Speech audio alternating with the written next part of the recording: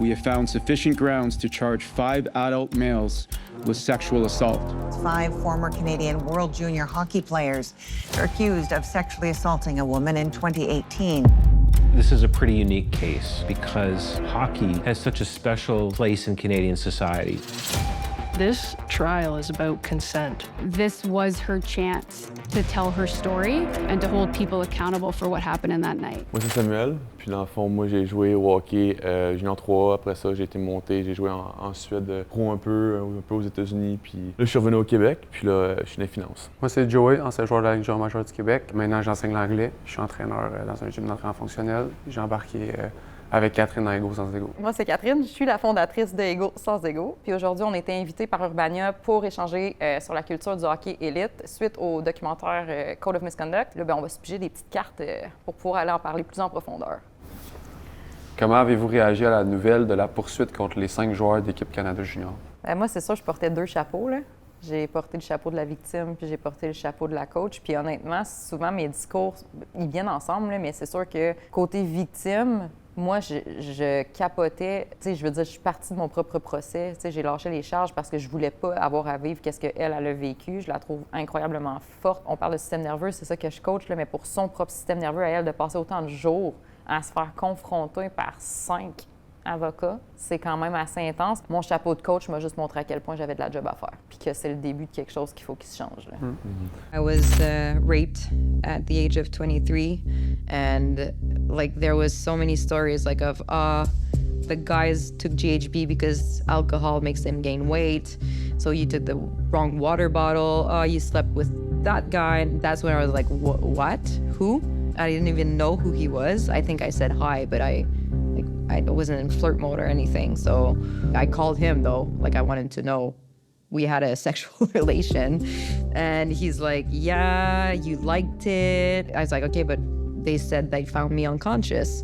It's like, yeah, at one point you said you were gonna be sick, so like I took off and you went into the bathroom. It's like, can you just please not talk about that because I'm about to sign with the NHL and it could mess up my career. And at that point where I had a low self-esteem and a very doubtful mind, I said okay. Moi, c'était une grosse déception parce que après ça, tu sais, dans le fond, les gens un peu, ils mettent tous les joueurs de hockey dans le même bateau, puis ils vont, tu sais, déjà qu'on n'a pas, on va se dire, le joueur de hockey, la meilleure des réputations à la base. Puis il y a un truc comme ça qui arrive, puis tu te dis, ouais, c'est vrai, dans le fond, il y a vraiment un problème dans le système. Là, c'était comme flagrant. Moi, honnêtement, tu sais, je l'ai suivi, mais je l'ai pas tant suivi. Pour moi, c'est ça qui me donne la difficulté à me positionner dans tout ça. Mais mettons que tu regardes juste sans, ah oui, c'est ça, la big picture, tu vois ça. Tu regardes juste le fait qu'il y a 10 gars dans la chambre avec une fille, puis la manière que ça s'est traité. Agression pour agression, ça n'a aucune logique. Ça, c'est on sûr. s'entend que le niveau même de la sexualité, ça ne fait aucun sens. Ça, c'est sûr. There's 19 players in that group chat. It did stand out to me that not one person thought like, hey, wait a second, are you serious? You know, not one person sort of questioned the text message. And it just, you know, a 3-way text goes out and within the next hour, 2 hours, you know, there's 10 guys in the room with EM. Tu sais, mettons, on m'a demandé, toi, si t'étais là, tu sais, justement, dans le documentaire, si t'étais là, t'aurais fait quoi? C'est sûr, tu sais, j'embarquerais pas ça, c'est juste moi, c'est 100%. Mais là, après ça, on me demande, est-ce que t'aurais-tu arrêté la gang qui est là? Serais-tu parti en disant de quoi? Je suis comme, je peux pas savoir. Je lui dis, c'est tellement difficile à faire comme scénario. À ce moment-là, t'es jeune, tout ce que t'es un joueur de hockey, fait que ta seule famille, c'est ces gens-là. Fait que tu peux partir, oui, mais est-ce que si t'arrives, tu dis de quoi, puis ils sont tous pas d'accord, ben là, tu viens de te rejeter de la seul groupe à qui tu peux t'identifier. Le harcèlement est tellement présent, les boys, moi je le vois, là, c'est intense. Là. S'il y a un gars qui fait quelque chose de travers, il va le savoir jusqu'à la fin de la saison. Là. At one point, Brett Howden texts Taylor Radish, "Dude, I'm so happy I left when all the shit went down. Haha. Man, when I was leaving, Duber was smacking this girl's ass so hard, like it looks like it hurts so bad."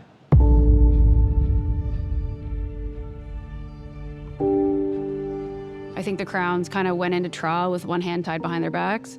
And then once that text was excluded by Justice Caracia, I think from then on, they had both hands tied behind their backs. Comment est-ce qu'on explique le harcèlement qui se passe entre les boys? Ben moi, mon point de vue de ce que je vois entre les boys, vous me direz si ça fait du sens, là, mais vous êtes tellement mis en compétition pour être c'est qui le premier défenseur, c'est qui le premier trio et tout ça. Vous êtes plus tant un sport collectif. Tout le monde rêve d'aller dans la NHL. Fait que c'est comme ça devient très individuel. Fait que là, dès qu'il y a quelque chose, un moindre ouverture, les gars vont se piquer entre eux. C'est pas tout le monde qui est fait comme ça, mais il y en a beaucoup que moi j'ai observé qui vont causer le harcèlement, qui ont besoin d'écraser les autres. C'est super bien dit. Il y a vraiment une hiérarchie dans les âges. Tu sais, veux pas, le jeune qui arrive, il essaie juste de se faire aimer, qui est un besoin naturel de l'humain. Puis, tu vas être prêt à faire des affaires que toi, t'es pas nécessairement en accord pour. Puis, tu as l'effet de groupe. Là, tu te dis, ben moi, je veux rentrer dans l'équipe. Et pour plein d'autres raisons, ton coach, ton parent, à un moment donné, tu fais des affaires que finalement, tu n'es pas tout le temps consentant. A buddy of mine, Justin Davis, he was drafted Washington Capitals. He heard this year that at a rookie party in Ontario, there was this game. You guys heard of this game, the Dick Beer? You have to do so all the first-year players had to do push-ups naked over a cup of beer, and their penis would go into the beer because they had the cup there, right? And the rookie who did the fewest push-ups had to drink everyone's beer. This year, this season, how can that be happening in 2024 with all the stuff we've read, right? I don't know. My first, when I went at 16 years old in the junior, the veteran, I was a rookie. So there was a thing that we need to eat a cereal in the ass of someone. And yeah, Okay. for the rookie. Quand t'es le plus vieux, toi, ton but, c'est de montrer aux jeunes que c'est le jeune, puis toi, t'es le king, puis c'est ça. Qu'est-ce qui a été fait par rapport à toi, dans le fond? Je veux refaire subir un peu le retour du balancier de toi, qu'est-ce que tu as reçu? Tu disais, maudit, moi, j'ai mangé mon pain noir. Ah, ben, le jeune qui arrive, moi, il dit, je le trouve un peu arrogant, tu sais. Mais on s'entend que c'est pas la bonne affaire à faire. Comment est-ce qu'on transforme un jeune joueur en présumé agresseur, comme on le voit dans Code of Misconduct? Les joueurs, ils sont, comme tu dis, dérégulés au coton, la pression de partout. Puis, tu sais, pour eux, c'était peut-être c'est juste un effet de sortir le méchant, l'agressivité, plein d'émotions qui sont refoulées. C'est aucunement la bonne façon de faire, on va se le dire, mais il y en a qui ça va être dans faire le party. The surveillance video shows that the players were dancing with EM, on a very crowded, packed dance floor.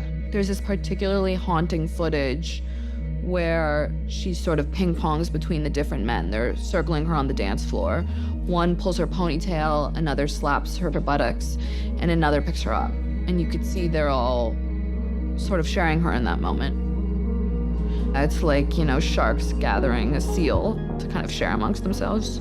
The way in which they circled EM at the bar and circled her on the dance floor, and there was just something, I'm gonna say, primal about that. There was pack behavior. That's what I want to call it. Pack behavior. Moi, de ma perception, on vous demande d'être parfait on and off ice. Pour l'image, l'image de l'organisation. Fait que t'as pas le droit d'avoir tes parts d'ombre, mais en tant qu'être humain, on s'entend tout qu'on en a. Fait que le fait de refouler ces parts d'ombre-là fait en sorte que ça va se décharger à un moment donné à côté. Puis ils n'ont pas la capacité d'être en mesure de savoir que c'est ça aussi. Là. Fait qu'ils vont aller se réguler à partir de la première chose qui va leur faire du bien et qui va leur offrir quoi? Du plaisir. C'est ça qui arrive dans les extrêmes. Là. C'est qu'à un moment donné, s'il n'y a pas d'harmonisation là-dedans, ils vont passer d'un extrême à l'autre puis ça va péter. Fait que c'est beaucoup ça aussi que je vois là, par rapport à ça. Là. Je pense qu'ils sont tellement à un moment de leur vie qui est stressant. C'est moi, pour avoir joué à pour l'équipe Canada Junior, à cet âge-là, que t'es dans le tremplin de faire un saut vers le professionnel. Les efforts que tu as fait de toute ta vie là, qui jouent à ce moment-là. Là. C'est les gars de Hockey Canada, tout le côté privilégié de je peux faire ce que je veux aussi là, qui vient avec. Là. Fait que il y a bien des affaires. C'est sûr, c'est la prestation qui vient avec. C'est sûr, c'est sûrement un feeling qu'ils ont ressenti un peu aussi. Moi, on me demande souvent comment ils sont rendus à faire des affaires dégueulasses comme ça, mettons des quêtes de sexualité un peu démesurées, mais ça, c'est le dopamine hit. C'est qu'ils ont tellement des grosses doses de dopamine avec le hockey, bien, vous l'avez vécu, vous le savez. À un moment donné, bien, c'est comme de la drogue. T'en veux un plus gros, puis un plus gros. Fait que là, tu vas chercher des affaires démesurées qui va te donner ce high-là. C'est pour ça qu'à un moment donné, il n'y a juste plus de limite, là, puis ça les dépasse.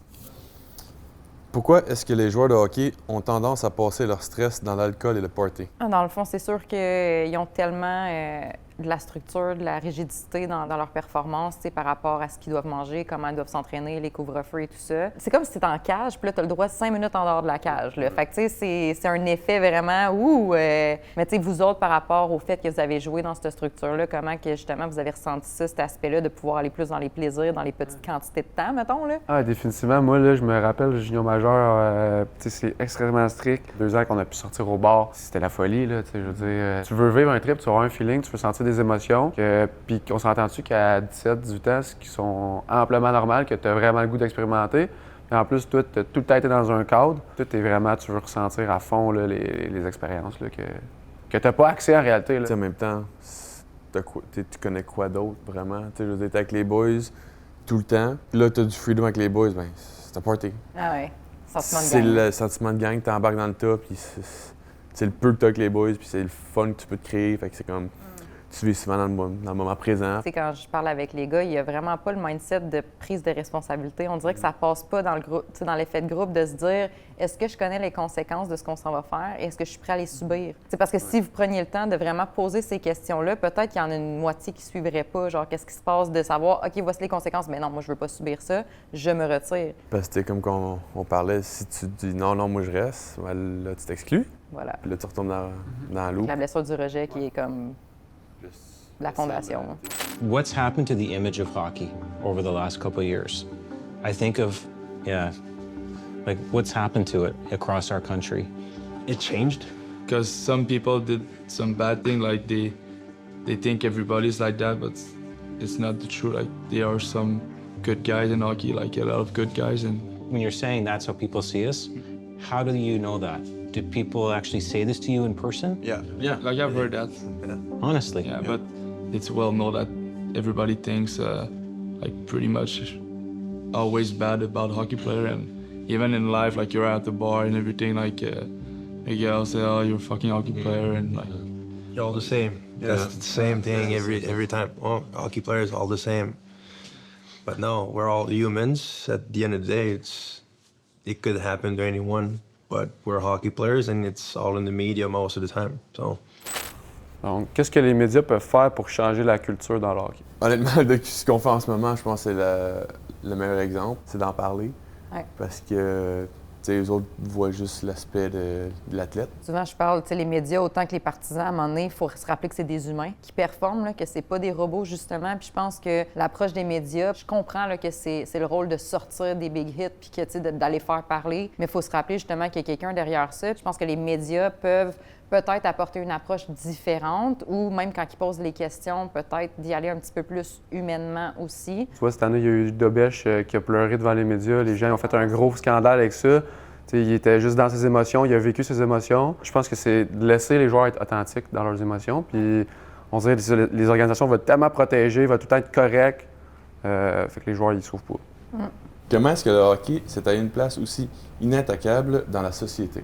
Exemple, quand que le procès a sorti, le nombre de gens, arrêtez d'attaquer nos joueurs de hockey, arrêtez, genre, lâchez-les, laissez-les faire, laissez-les vivre leur culture. Tu sais, c'est là aussi, là, on n'a pas juste une question d'organisation, on a une question de société. Il faut vraiment changer, c'est la racine du problème. J'ai déjà un de mes joueurs en suivi qui me dit, je reçois des menaces de mort quand je joue pas bon, ça n'a pas de calique de bon sens, là. Il y a vraiment comme une dualité qui fait en sorte que c'est super pas bon pour le mindset, je pense, des boys aussi, là. Quelles sont les étapes concrètes à prendre pour un changement de culture au hockey? Je pense qu'on est dedans. Les étapes, je veux pas, c'était au début, c'est de réaliser c'était qu'il y avait un problème. Ouais. Deuxième étape, c'était d'en parler, ce qu'on est encore en train de faire. Puis la troisième, c'est d'avoir un plan d'attaque qui est justement égaux sans égaux. Fait que je veux pas, je pense qu'on s'en va pas mal dans la bonne direction. C'est juste que là, il faut que les jeunes adhèrent. Oui, il faut que l'action se passe. Ouais, je pense que les joueurs doivent se responsabiliser et puis qu'ils se sentent safe d'en parler, honnêtement. Là. Qu'ils sentent qu'il y a quelqu'un qui va les écouter un peu comme c'est un peu notre objectif avec Égaux sans égaux. Olivier Dubois, qui est dans le documentaire, qui est le capitaine de Sherbrooke présentement, c'est pour moi une image, je veux dire, il s'est ouvert puis il voit à quel point il y a certaines choses qui font pas de sens. Puis je pense que c'est ça, c'est qu'à travers ces types de leaders-là, on va pouvoir... en fait, je pense qu'il y a des boys qui vont pouvoir se sentir à l'aise de le suivre. Il me donne espoir à la prochaine génération, vraiment. Là. Les vrais leaders d'impact, c'est pas des gars qui disent quoi faire aux autres, c'est des gars qui incarnent le changement qui fait que les autres veulent le suivre. We have an obligation to these young athletes to teach them the right culture, give them a great foundation to get on with a healthy lifestyle, and that's far above winning. And what I want to happen here is what my coaches, what my general manager, what my assistant GM, my trainers, everybody has to be part of. And if they don't, they can't work here. And that's just the bottom line, because you entrust your son to be here. My job as the owner is to make sure that he's taken care of like my own kids.